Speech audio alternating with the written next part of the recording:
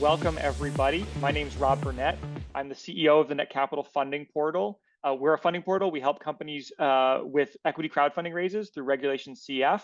And this is our series on just helping empower entrepreneurs and educate them about what it means to raise capital in general, but specifically through Netcapital. So for today's topic, we're going to talk about ways to attract investors to your fundraise. And while some of these tips are going to be Netcapital specific, a lot of them are just good old-fashioned tips and tricks for every entrepreneur. So hopefully you can learn a lot from today. And as a reminder, please feel free to ask questions along the way. If something doesn't make sense or you want me to dive deeper, just throw it in the Q&A and I'll get to it as soon as I can. So with that, kicking off Netcapital, we are a member of FINRA. We're an SEC registered funding portal. We help companies raise capital via equity crowdfunding, via Reg CF.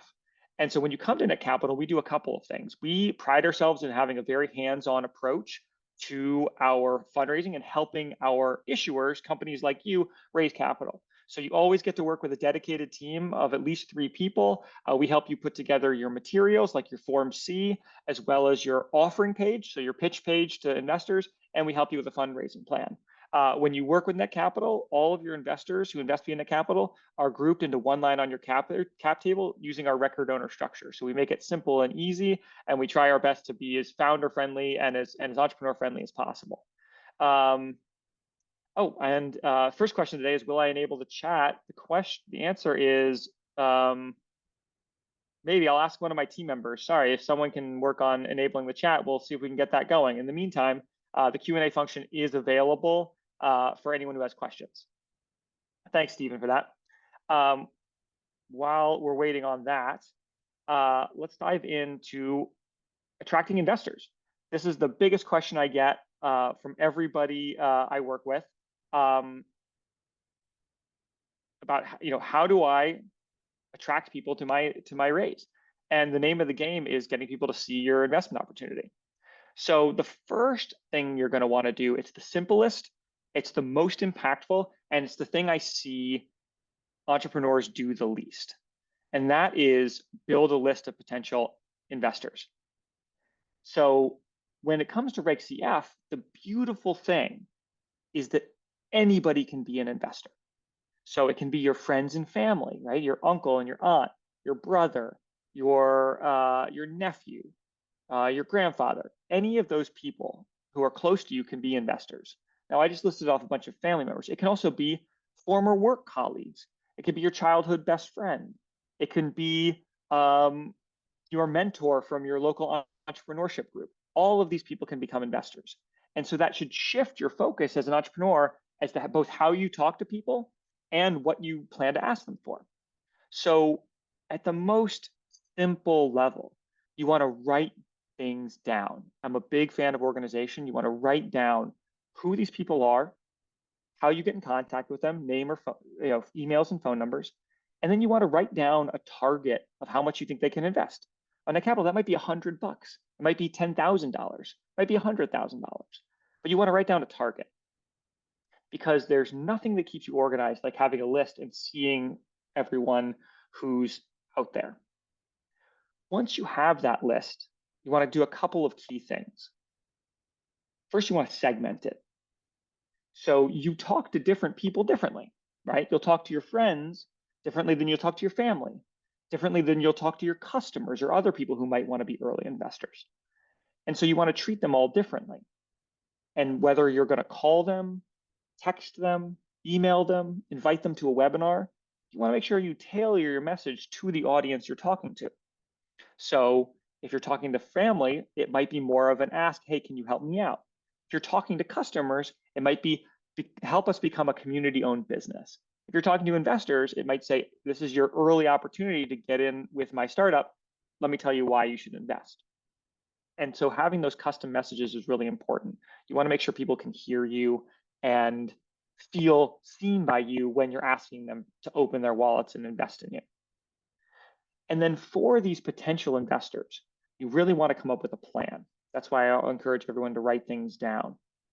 So you want to make sure that you have either an outreach sequence, like a sequence of emails. You might just want to create a call list like a politician or a salesman. You want to call and dial for dollars. You just want to make sure you're talking to the people and creating a personal connection. Either way, you want to make sure you have a plan. Don't go live and start your fundraising and then try to make things up, because that can lead to slow starts. And the name of the game in fundraising is momentum. So that was a lot. But this, if you take away anything from this talk today, this is the most important thing. Building that list is just crucial. Because the final piece of all of this is that if you're looking to raise $100,000, $1 million, and you write down your list, you're going to get a sense of where you are and how far you have to go. If you write down your list and you think, oh man, I've got $100,000, $200,000, $300,000 soft circled in my list of friends and family. First of all, you've got a great list of friends. Congratulations. Second of all, that gets you really far. If you put together your list of friends and family and you only have $5,000, you know that you have to work not only to broaden your network, but you have to work on building a bigger list. And we'll talk about some of the other tactics to build those in a second. So we do have a question right off the bat, and I want to make sure I get to it before I go do anything else. So the first question is, can I do a test the waters prior to forming my LLC or corp? So that's a good question. I actually would not recommend testing the waters before you actually form the corporation.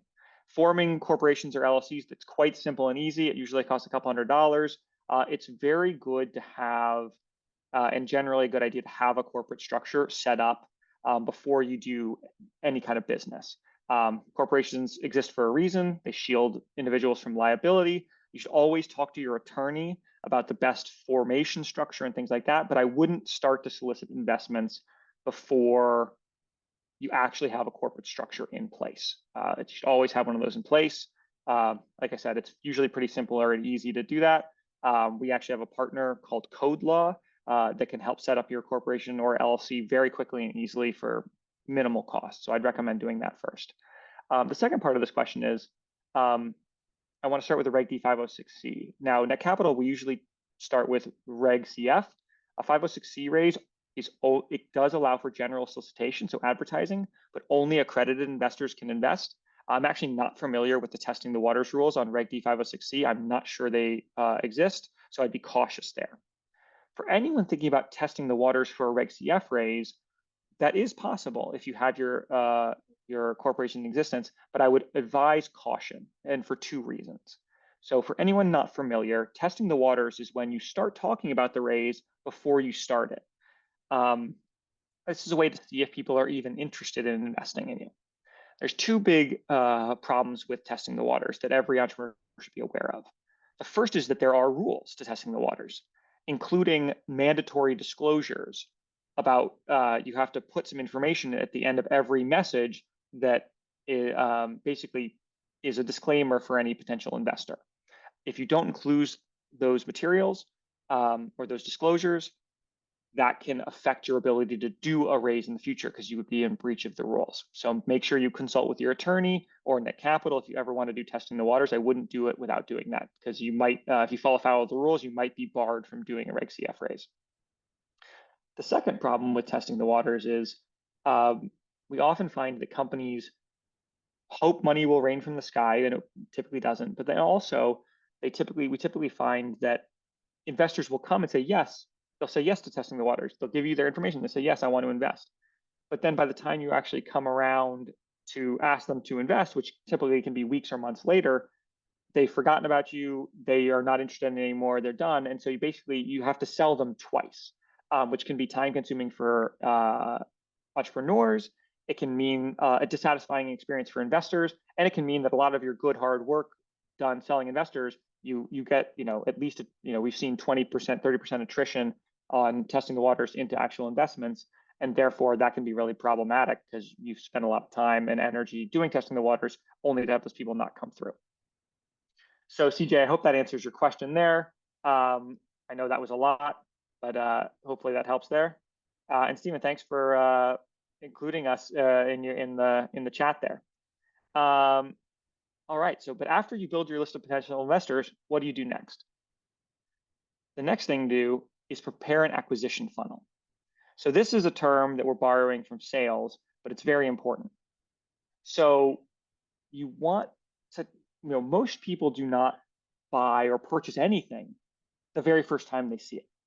They usually have to be prompted more times, right? We've all heard the stories about you have to put an ad in front of someone 7 times before they'll buy something, or 8 times, or 10 times, or 12 times. There's no hard and fast rule, but we typically know is that if the first time someone ever hears about your company is you asking them for capital or to make an investment, the chances of them converting are very low, no matter how compelling your pitch is. So, as an entrepreneur, you want to think about what's the funnel? How am I going to introduce the world and potential investors to my company? So, typically, you want to build the list, and then you want to start warming people up. That might be an introductory email saying, hey, here's what we're doing. If you're interested in learning more, come to a webinar I'm hosting. And then, some people will get the email, and some smaller version of that will join your webinar. And then you talk to them more about what you're doing. Maybe you have a launch event for your raise. And then, maybe after they get through that, then you say, hey, if you'd like to chat with me more, you can sign up on my Calendly link, things like that. If you create that investor funnel and you think about it, two things will happen. One is you'll get a higher conversion rate on your investors because they will have heard about you, they will have learned their story, they will have been interested in what you're doing. And if you build that funnel correctly, by the time they get to the end of it, they'll convert because they trust you, they believe in you, and they're very interested. The second thing it does is it gives you a way to build deeper connections with your community in general. Some people will never get past the first or second stage of the funnel, but they'll stay interested. They'll become customers. They'll pay attention over the long run. Or otherwise, if they do invest, they've invested because they've created a deep connection with the business and they want to be involved. They want to help you out. They want to be a member of the community. And that makes for a much more powerful investor versus someone that just comes in and makes an investment without thinking too much about it. So, investor acquisition funnels in general are a tried and true science. Marketers have used them for years. I recommend for anyone looking to start fundraising, either get creative on your own. You don't have, where everyone here is probably an entrepreneur, founder of their own company. We get scrappy. Building a funnel doesn't have to be perfect. You don't have to be an expert at marketing. You just have to give it a shot and be a little bit thoughtful about what you want the world to know about your business. But also, if you've got some resources or you really want to take it to the next level, you're working with marketing firms, working with experts to help build those funnels. There's kind of infinite possibilities there. So I highly recommend doing that. If anyone's got questions about funnels, definitely feel free to put it here in the Q&A. And then after you've built your funnel, you want to get creative. So you want to, as you're building that funnel, the content in that funnel should be geared towards creating trust, building credibility for you as a founder, and building excitement. So building trust means, often showing yourself, being true and authentic, and showing that you care about your business and you care about the stakeholders in your business, including the investors. We find that entrepreneurs often try to hide behind, their business, their website, well done videos. All of those are well and good in corporate. But when you talk about a startup or an early stage private company, often when you try to look like a big professional business, you end up just looking either generic or a little bit big and cold. And one of our advantages working for small companies is that we get to be nimble and we can be a little more accessible. And so I encourage entrepreneurs to use this moment to be more accessible, put themselves out front, host little videos, be a little bit less polished, be not afraid to say everything absolutely perfectly. Make sure that you talk to people and build that trust. Credibility is incredibly actually easy to create.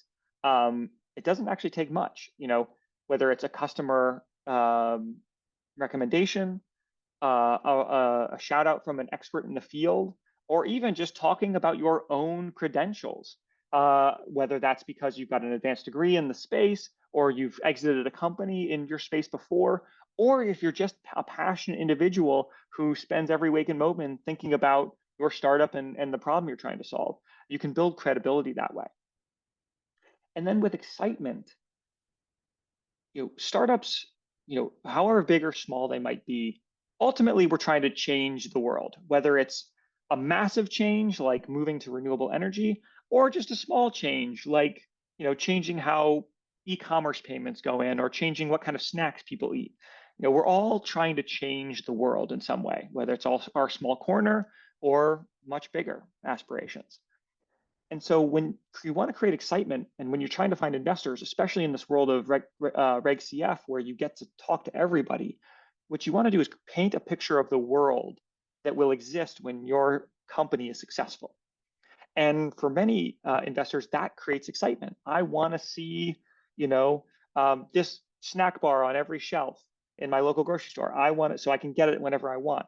I want to see this green energy on my utility bill. I want to see this new type of material in my electronics. I want to see this new gadget at the store so I can buy one or on my shelf or on my kitchen counter. Paint that world for people. If you do that, they'll feel more connected and it'll feel like a personal journey for them when they invest in you and when you're successful and when you can go ahead and move on and get excited about it.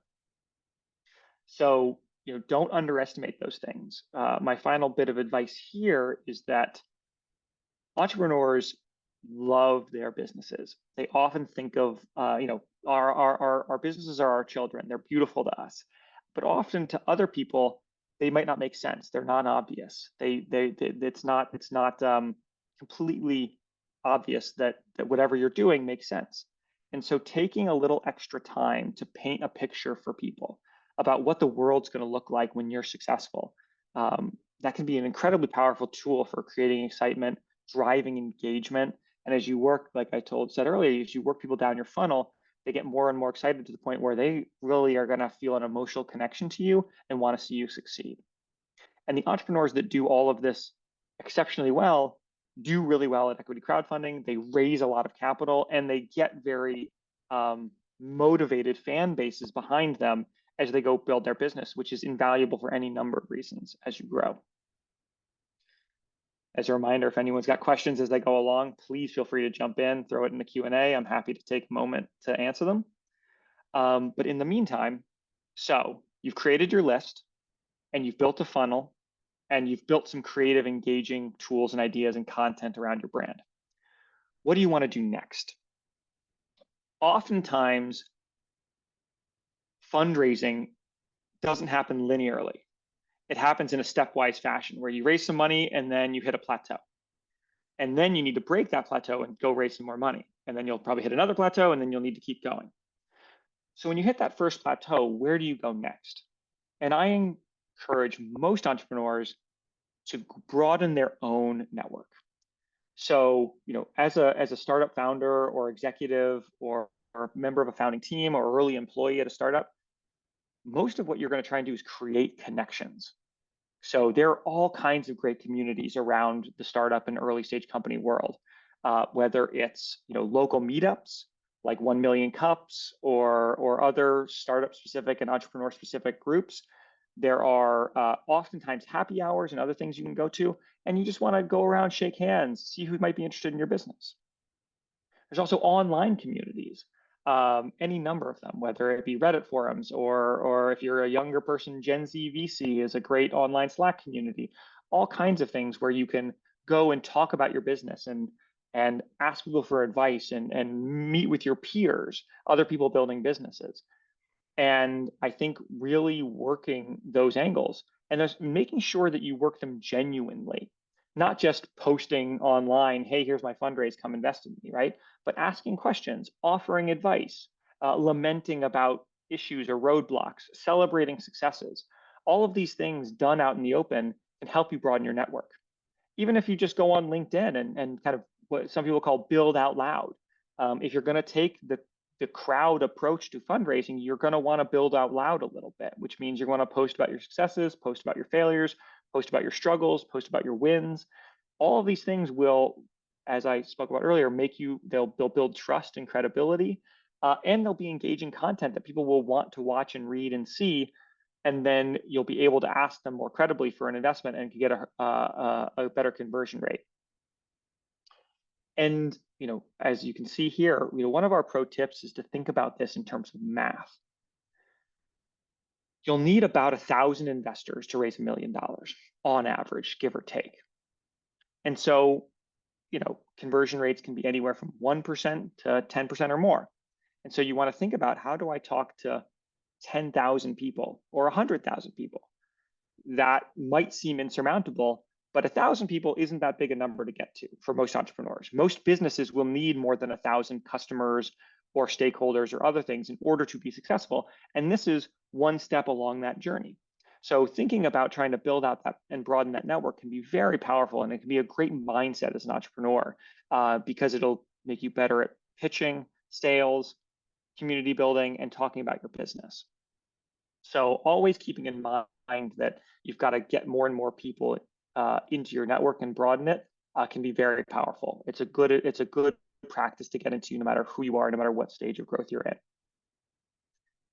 And then the final piece of advice we have for today is you can scale your investor outreach. Now, this is pretty specific to companies like Netcapital that allow you to advertise that you're raising money. So, you can always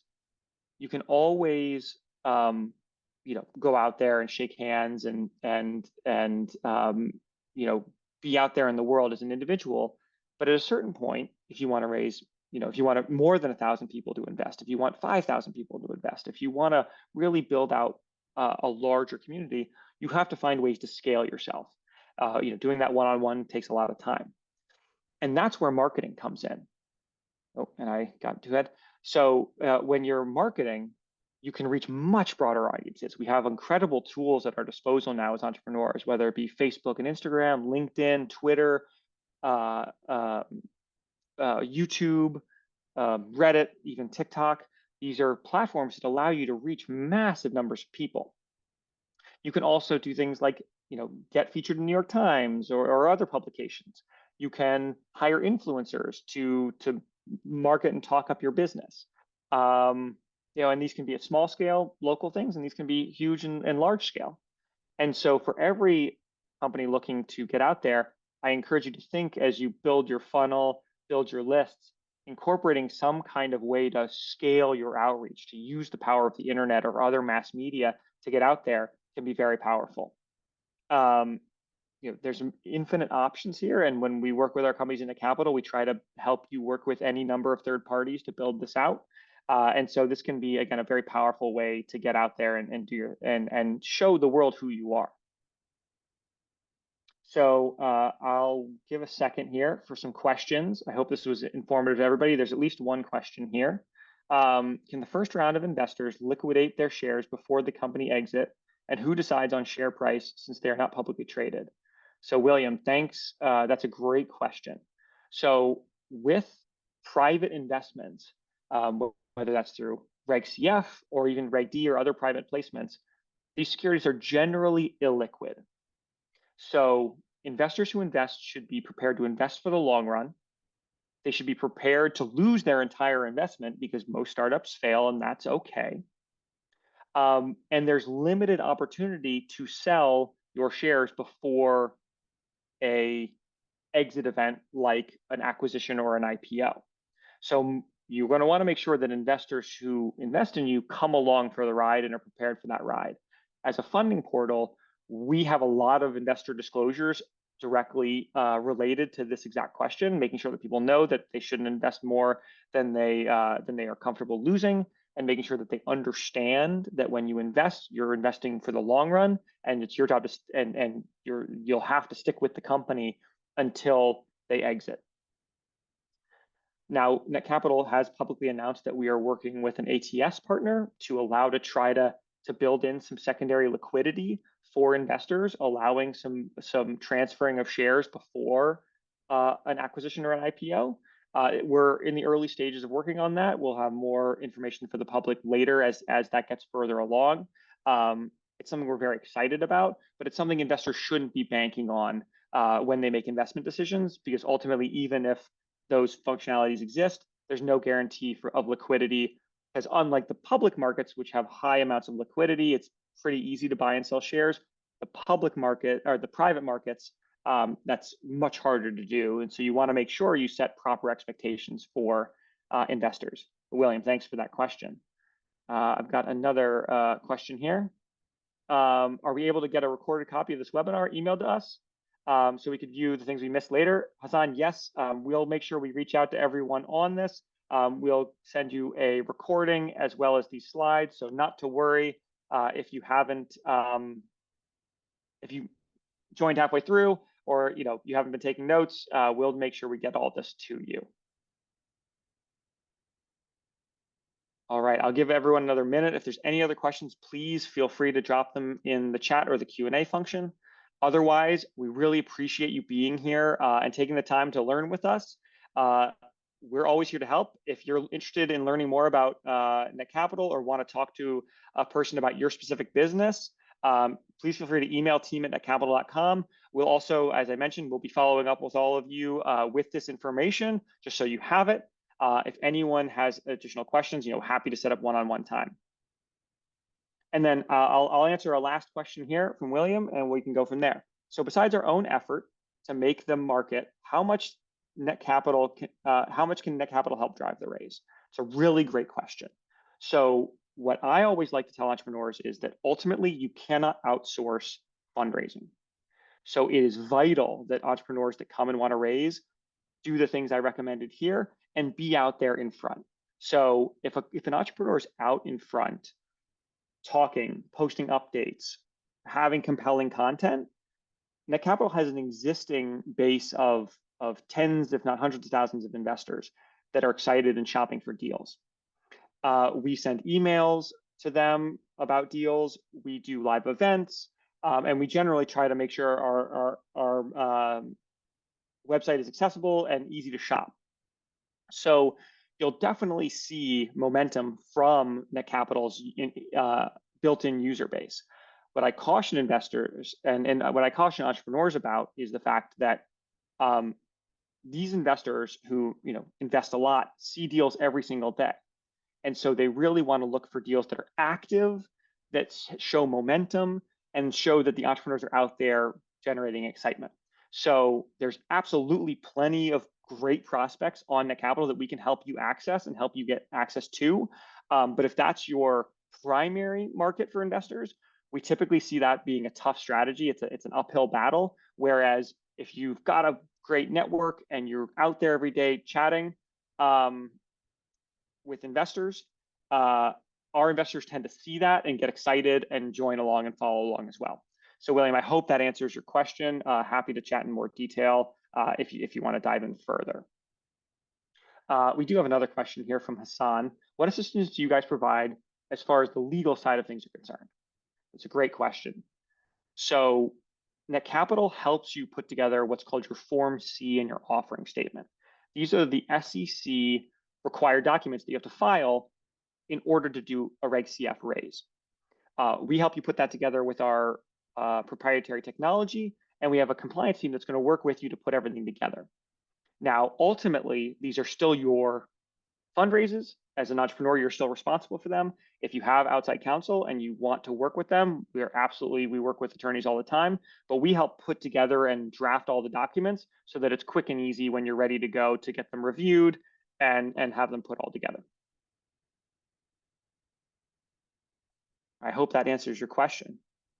I really appreciate everyone being here today. I don't see any more questions for now, so we'll let everyone get back to their what I'm sure is busy days. As I mentioned, if you have other questions, please don't hesitate to reach out to us. We'll schedule one-on-one calls and dive into your specific businesses. And then please feel free to come back. We'll keep doing these. And if there's any questions that you want answered in the next time around, or any experts you want us to bring in, please email team@netcapital.com and we'll set up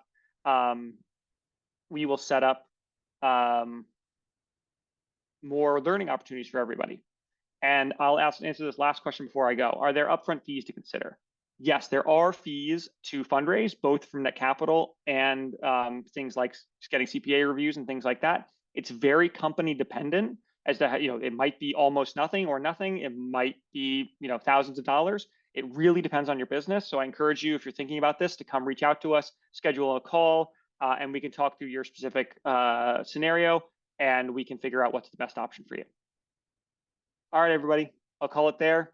Thank you so much for joining. Again, my name is Rob Burnett. I'm the CEO of Netcapital Funding Portal, and I hope to see you all soon. Take care.